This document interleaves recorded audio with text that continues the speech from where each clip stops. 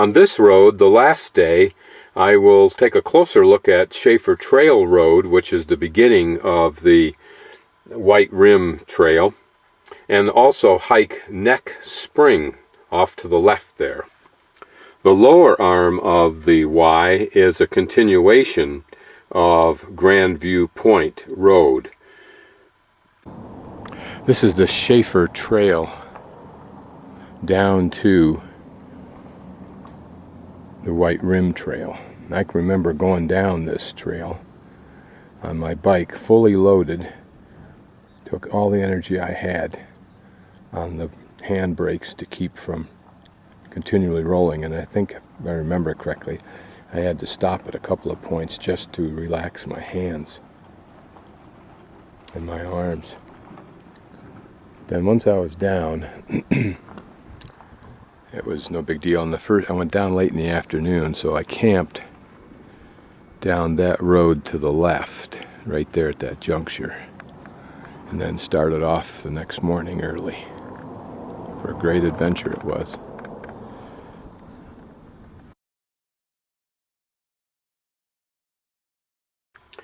It is at the end of this road that we'll make a great early morning hike to Grandview Point Overlook. You can see just a little bit of that trail marked at the end of the road. I'm hiking the Neck Trail, which is at the northernmost part of Canyonlands, just before you get to the visitor center. This is a side canyon, or not a side canyon, but a canyon bulb, if you will, off to the south of where the trail began, which is right above Shafer Canyon, and the trail down to the bottom.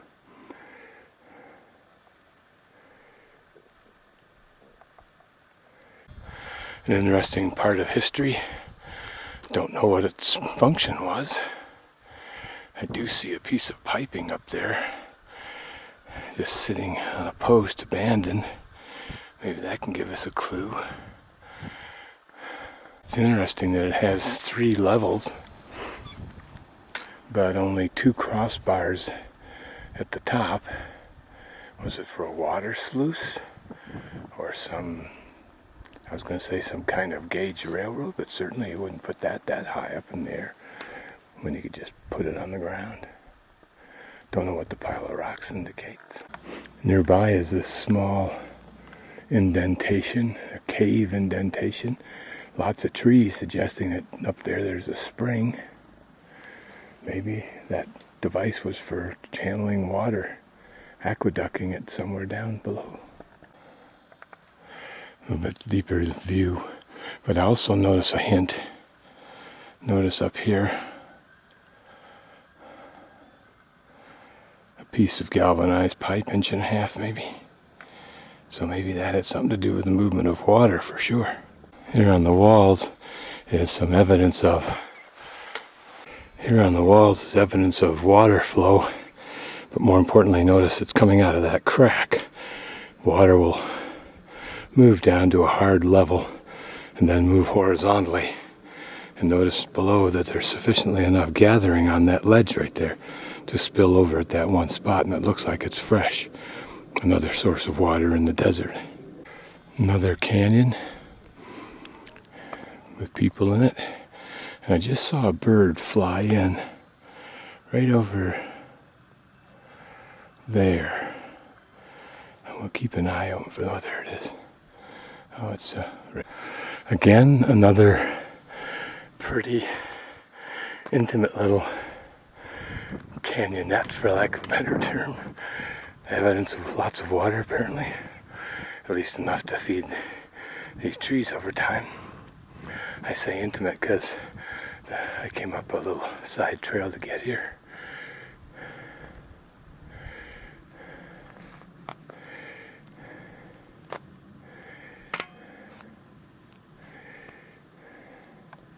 So you can see the trail crosses over down where my last shot was, and then goes up just about through the middle of that hill.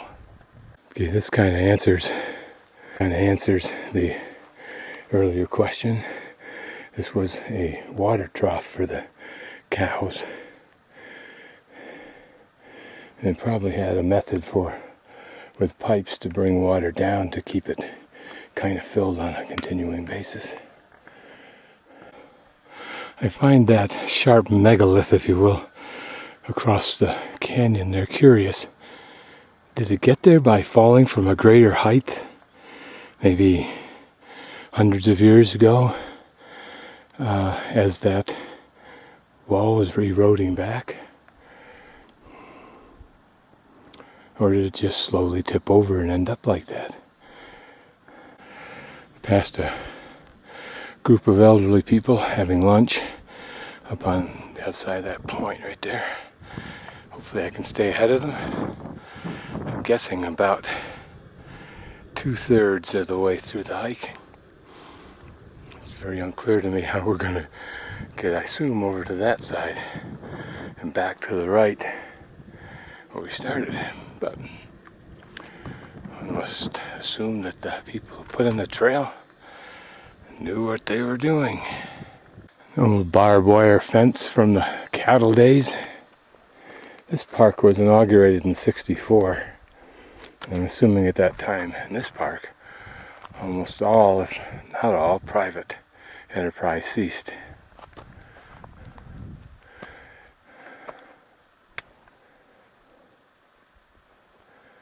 It's fun just to be walking through these places.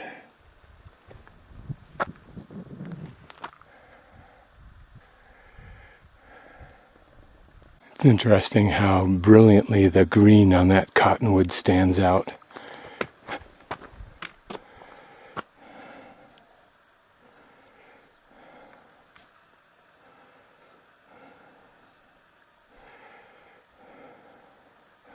I noticed a deer trail also, a deer track, first I've seen. A few minutes ago I was thinking how little evidence there is of human activity up here, and I run across what is actually a fairly large log building. I would say it's almost 30 by 25, something like that. That's an interesting feature behind it. It almost looks like someone had prepared that for a movie screen if it were painted white. Steep climb up from the bottom. Well, here comes those people. That's good because a lot of them are pretty old.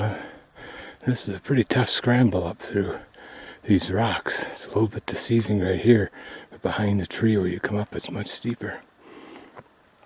The view from the top, at least from here. Apparently we won't be returning on that bluff.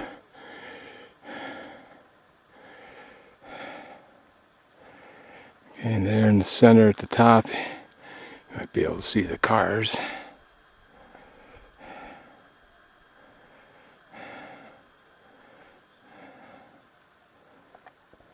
Can't imagine eating a heavy lunch and then making that kind of a steep hike, but each to his own.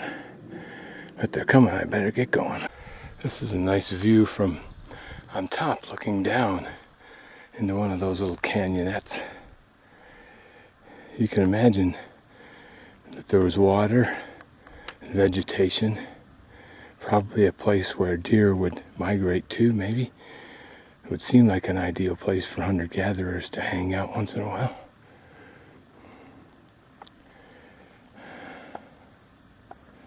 Now what's interesting is way up on top like this, where did they get the water for this?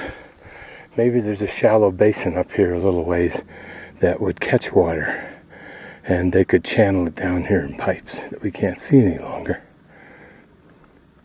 Actually, to answer the water question, you can see that this is somewhat of a road.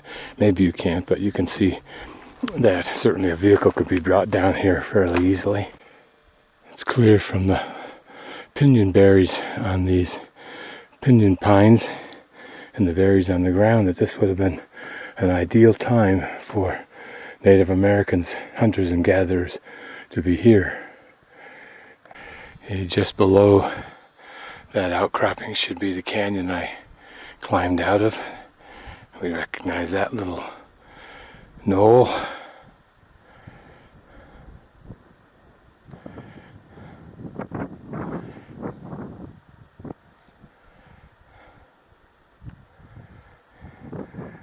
And right back in there should be the cars. Here are the tracks of some little mouse-like creature.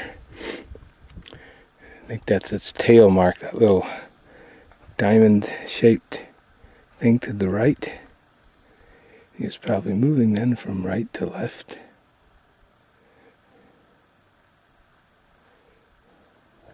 Those swirling lines may be his tail, and maybe it's a kangaroo rat. Really a mouse, I think. And home sweet home.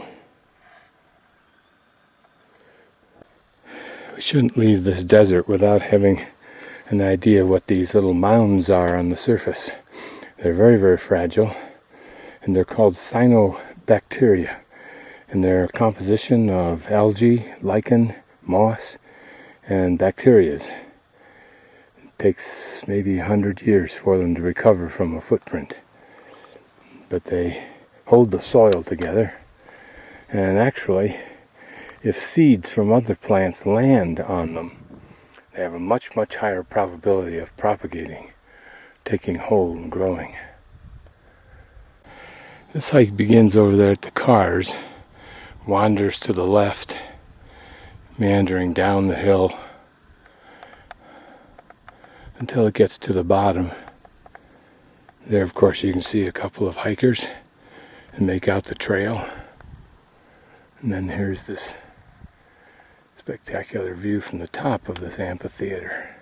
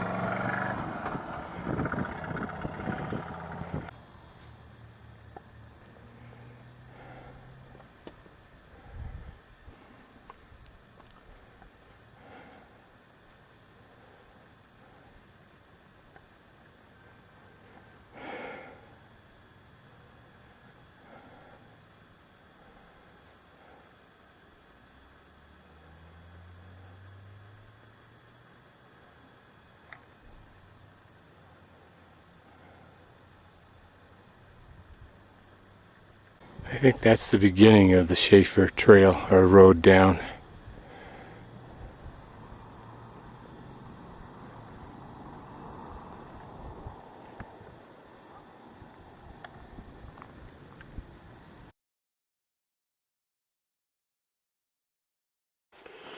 My BLM campsite alongside the Colorado River the night before I entered Arches National Park is just above the word Moab, where you see the dots indicating the scenic route, and that certainly is a scenic route. I'm probably about the fourth dot from the lower left up along that road. This is my campsite. This is my campsite at Negro Bill's BLM campsite, just a few miles up from Moab, where we kind of have to spend the night and then get to Arches by around 7 o'clock so we can be hopefully in line to get a campsite tomorrow up there.